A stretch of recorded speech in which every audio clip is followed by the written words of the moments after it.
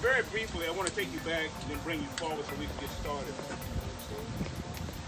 40 years ago, when I was a graduate student at The Ohio State University in African American Studies, myself and some of the professors who are now dead, we as a cluster of students tried to approach the governorship of this great state to recognize the state of Ohio that legally recognized Juneteenth as a legitimate holiday.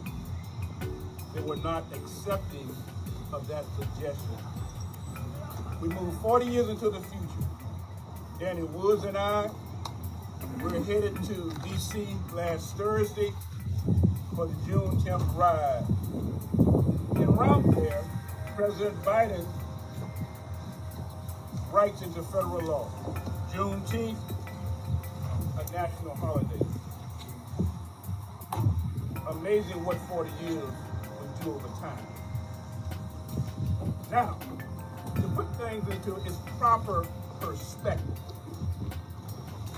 June 19, 1865,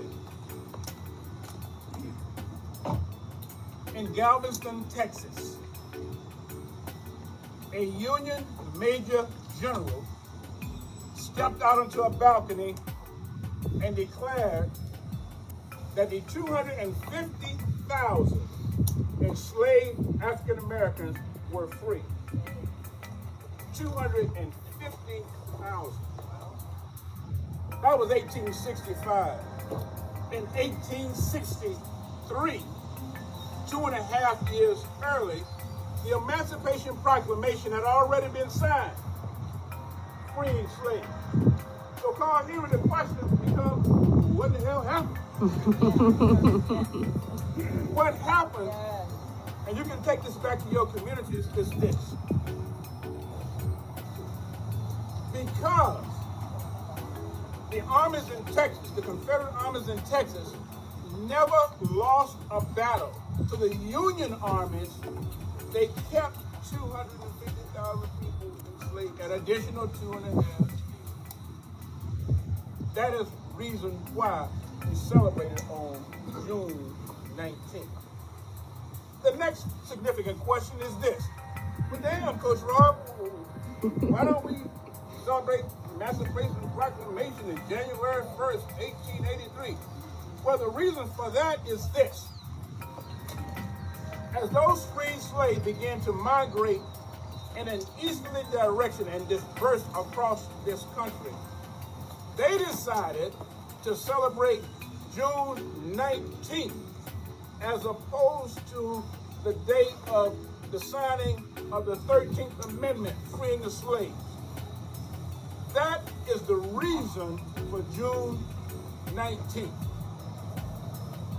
Ending this brief discussion on why we celebrate June 19th, it is a recognition of our commonality in terms of our humanity. I look around here, black, white, Asian American, $5,000 bicycles, 1,200, I don't know. But what I do know is this. You chose to set aside, Carl, Henry, and the rest of you a few moments of your time to be with us around a date called Juneteenth. And when we roll out of here to Dolly Road, people go, what the hell is that? People on these bicycles, we're changing lives, we're changing minds. We're going back to our communities and we can whisper to our children the ears, what in the hell is Marvin Gaye says going on? People can change. And those people that change can change others if you have the courage to do so. We have to speak truth to insanity. We got to do it. And that's our only choice. Our backs are against the wall. Ignorance runs rampant, but so does common sense. The greater question becomes, what are we going to do with this moment? We all have a stake in American dream. Not the nightmare, on our jobs, at the cubicle, at the water fountain, at the park, on these bicycles. What are we saying to encourage each other to be a little bit better? Those of you that went to South High School,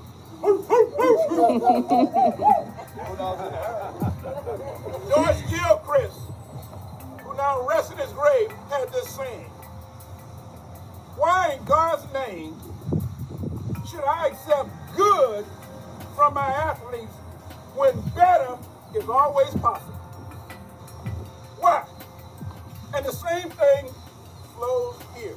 As we challenge each other, make eye contact, well, why in the hell should we just accept just good when better is possible? That is why we're here. I cannot thank you for your time. Carl, Steve, the rest of you gathered around here straddling these bicycles, get ready to saddle up. It just shows you what the possibilities are.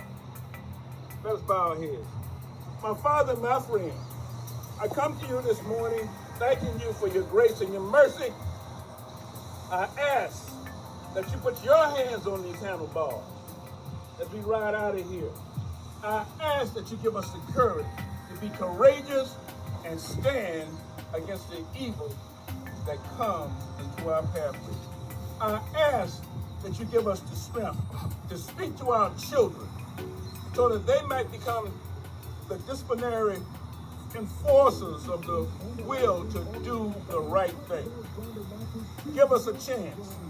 Your grace and your mercy has gone beyond compassion. A lot of the grace and the blessing you give us, we don't even deserve it. But we're here on these bicycles. Father, I thank you for these wonderful men and women. Thank you for this moment. We can change lives if you just give us the strength. Let's ride the ride.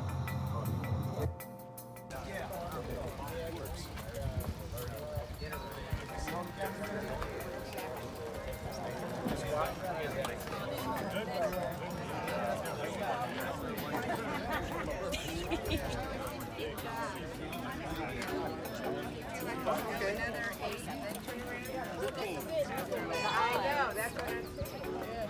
Don't you feel like you can do another 8? No. Okay. Not today,